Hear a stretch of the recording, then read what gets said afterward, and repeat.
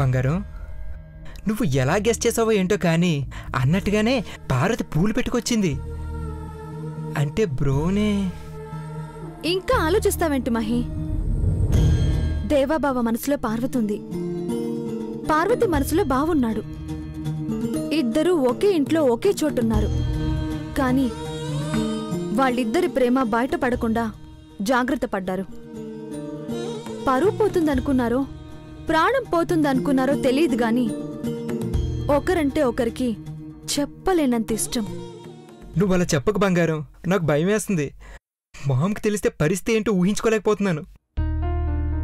తెలియకూడదనే జాగ్రత్త పడ్డారు. కానీ నేను కనిపెట్టినట్టు అఖిలాంటి కూడా కనిపెట్టేశారంటే. నో నో నో, టెన్షన్గా ఉంది. మామకి తెలియకూడదు. మహి, నీలాంబరికి కూడా పార్వతీ దేవాబావల మీద డౌట్ ఉంది తెలుసా? అందుకే కదా పార్వతి మీద కోపం కక్ష పెంచుకుంది.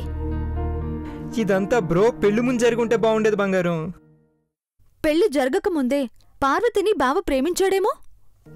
అలా ఎలా కుదురుతుంది? బ్రో ఇష్టపడ్డ అమ్మాయినా కదా నీలాంబరి బాబుతో పెళ్లి జరిగింది. ఇక్కడే పొరపాటు జరిగింది మహి. బావ ఇష్టపడింది పార్వతిని, నీలంబర్ అనుకుని పెళ్లి చేశారు. జీవితంలో సరిదిద్దుకోలేని పొరపాటే కావచ్చు. కానీ ఇద్దరు ప్రేమికులు ఒకరిని విడిచి ఒకరు ఉండలేరు.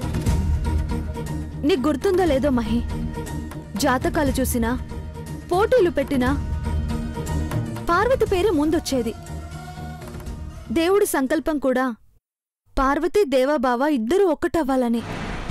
కానీ ఇప్పుడేం చేయగలం బంగారం? ఇదంతా జరిగే పనేనా? మామ్ ప్రామిస్ చేసి బాబీని ఇంటికి పెద్దకోళ్ళు చేసింది కదా. ఇక్కడొచ్చిన సమస్య అదే. ఆంటీకి నిజం తెలిసినా తన మనసు ఒప్పుకోదు. పార్వతికి పెళ్లి చేయాలని మామ్ ట్రై చేస్తుంది కదా బంగారం. మనకి డౌట్ వచ్చినట్టే పార్వతి వల్ల బావ జీవితం డిస్టర్బ్ అవ్వకూడదని ఆంటీ అలాంటి నిర్ణయం తీసుకున్నారేమో తెలీదు.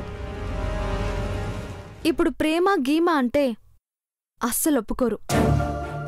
ఆంటీ దృష్టిలో పార్వతి ఈ ఇంటి పని మనిషే. ఇంటి బిడ్డగా పెళ్లి చేసి తనను పంపిస్తానని హామీ ఇవ్వగలదు గాని ఘట్టమనేని సామ్రాజ్యానికి పట్టపురాణిని చేయలేదు మహి. మరి ఎలా బంగారం? పార్వతీ బ్రోలు ప్రేమ అణుబాంబులా ఉంది. అది ఏ క్షణాన్ని పేలుతుందో ఏంటో. ఆ అణుబాంబు పేలకుండా మనం జాగ్రత్త పడాలి.